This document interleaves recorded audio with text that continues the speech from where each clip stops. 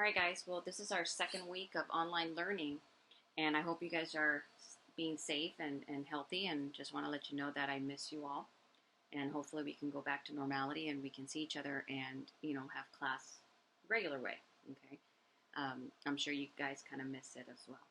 So for this week, we're going to start something new. Okay, we're going to keep on with quadratics, but we're done with standard form. Okay. So now we're going to go into the next style of quadratic, which is called vertex form. So we're going to take some notes first, okay? So these notes are going to help you for the assignments that I assigned this week. So vertex form, the general equation looks like this. Y equals A times x minus h squared plus k.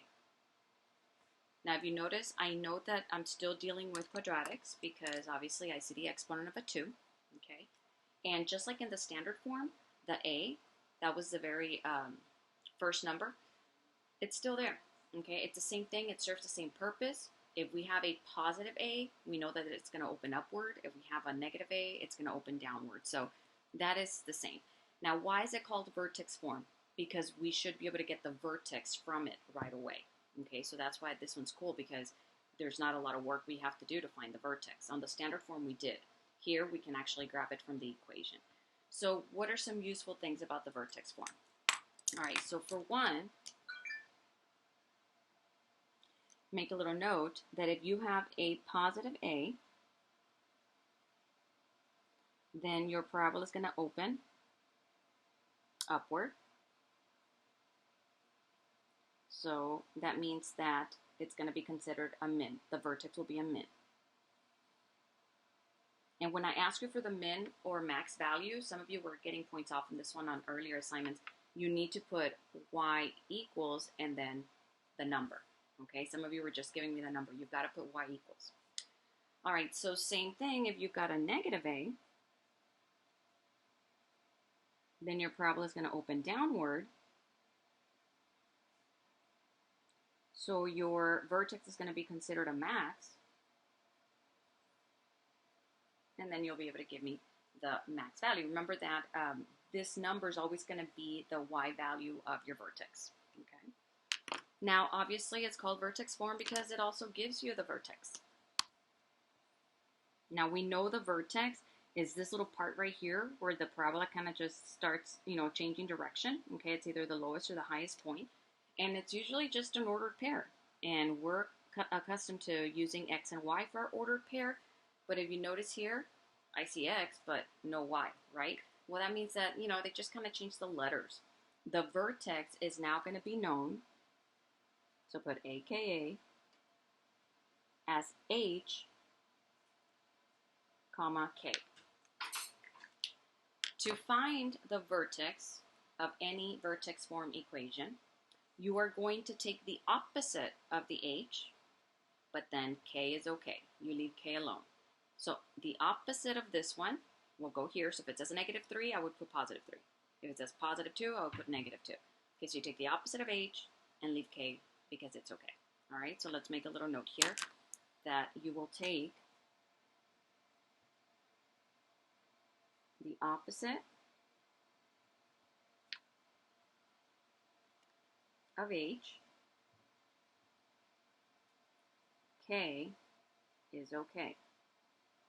Do not take the opposite.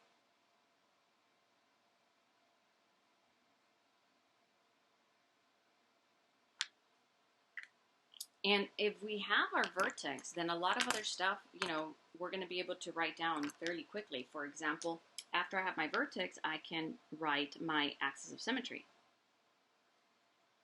Because remember, my axis of symmetry is always that Vux line that cuts it in half, right? So it's always going to be x equals, and then that number is always going to come from the x value of your vertex. So in this case, aka, I can also put x equals the h. It's always going to be that x value. Now, the only thing that we cannot get from this equation that we could from the standard is the y-intercept. Remember that last number, the c on a standard form?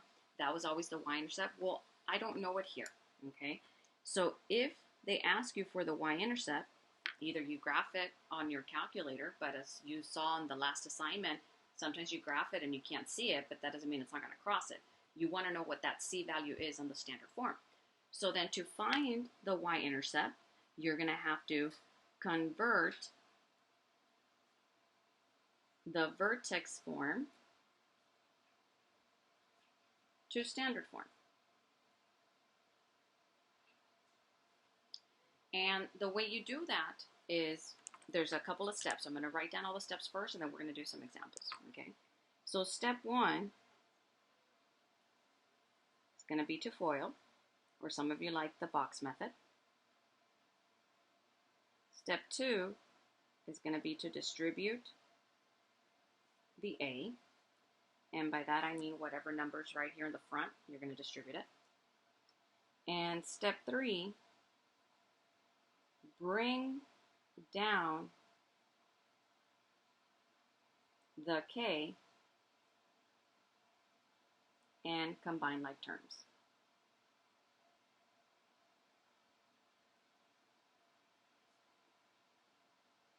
So this one right here, you would just bring it down and then combine it with whatever you have. Okay.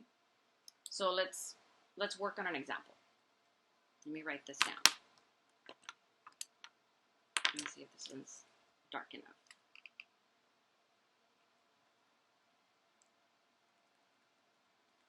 Yes. Okay. So say I have y equals x plus 4 squared minus 1. So this is apparently vertex form because of the parentheses. Okay, so the first thing I want to find out whether this parabola is going to open upward or downward. So let's talk about the A. Okay, what is the A here? Well, you can't see it because it's an imaginary 1. Okay, so if A equals 1, then it opens upward because it's a positive number. So then the vertex is going to be considered a min. So I'm going to put right here min. And then we'll write down what the value of that min is once I find my vertex. So let's find the vertex. The vertex can be found by going inside the parentheses first and taking the opposite of that. So right here I have a plus 4, so I would put negative 4. And then I would go over here and K is okay. Don't forget to include the sign, so I leave it as a negative 1. So my vertex is negative 4, negative 1. So now I know my min value. And now I also know my axis of symmetry, because it's always that box line. So x equals negative 4. And the only thing I don't know is my y-intercept. So I'm going to find my y-intercept by converting it. So let's start with the first step, which was to FOIL. So what am I going to FOIL? Let me write it over here.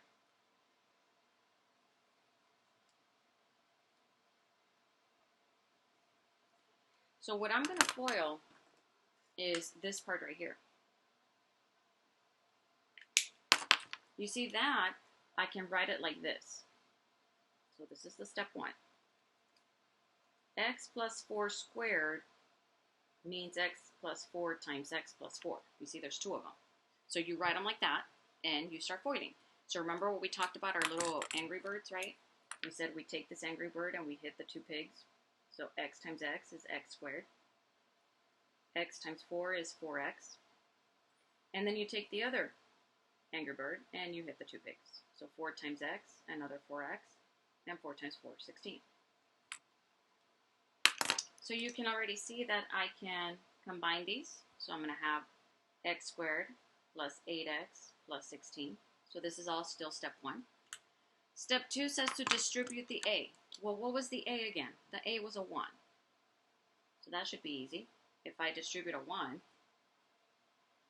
everything's going to stay the same. So this was step 2. No change here. X squared plus 8x plus 16, because it was a 1. If it had been a 2, I would have to do 2 times that, 2 times that, 2 times that. Multiply times all 3 numbers. And then finally, step 3 says bring down the K. Well, my K was my last number. Bring it down. and then combine your like terms. So 16 minus 1 is 15. So this standard form and this vertex form are the same parabola. You graph them on y1, y2, you're going to get one graph because they're the same thing. So why did I have to do this? Because now I have my C. My C is always my y-intercept. So there it is. Okay. And then I can go as far as even telling you the domain. Hopefully you remember, domain is always all real numbers, right? And then the range is going to be y, because it opens upward, greater than or equal to, and is always the y value of your vertex. All right, so there you have it, okay? Vertex form. So what I'm going to do is I am going to do another example, okay, of another vertex form.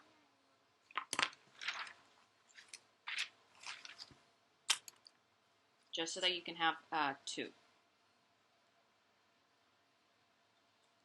So example 2, y equals -4 parentheses x minus 2 squared plus 4. So let's begin. The a is a -4. So then I know that it's going to open downward because it's a negative number. And then I know that that means it's going to be a max because it's opening like this. So my vertex will be a max. What's the max value? I don't know yet until I find my vertex. So let's find our vertex.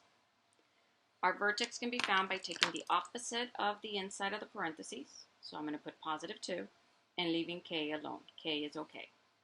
So the vertex is 2, 4. And now I know my max value is a 4. What I also know is my axis of symmetry. X equals the x value of your vertex. That's the line that's going to be cutting it perfectly in half. And now let's find our y-intercept by converting it to standard form. So let me take my vertex form. So you take this part right here and first FOIL. So x minus 2 times x minus 2. You always write it twice. So let me get my first angry bird and multiply it with the 2 pigs over here. So x times x is x squared. X times -2 is -2x. Now get this one. -2 times x is another -2x. -2 times -2 is +4. If I combine these, I have x squared minus 4x plus 4. So that's all step 1, the foiling part. Step 2, you take your a and you're going to distribute it. That means you're going to multiply it with everybody inside. So you're going to do -4x squared. -4 times -4 is +16x. -4 times +4 is -16. And last but not least, you take your k, bring them down, and combine your like terms. So final answer, -4x squared plus 16x minus 12. So this is the standard form equation. It is equivalent to this one. We only needed this one because now we know our C and we know that that is our y-intercept. So on the assignment for today, you are going to be identifying this information, okay, from a vertex form. I will be asking you for the y-intercept, so you will be practicing changing it to standard form so that you can graph that C value. Okay, please make sure you watch the video again, pause it, take your time, and shoot me an email or send me a text or a Google Classroom. That seems to be working a little better than the Bloom. So if you haven't joined, please spread the word. Everybody must join and start submitting your work through there. Okay, and good luck. Hope to see you soon.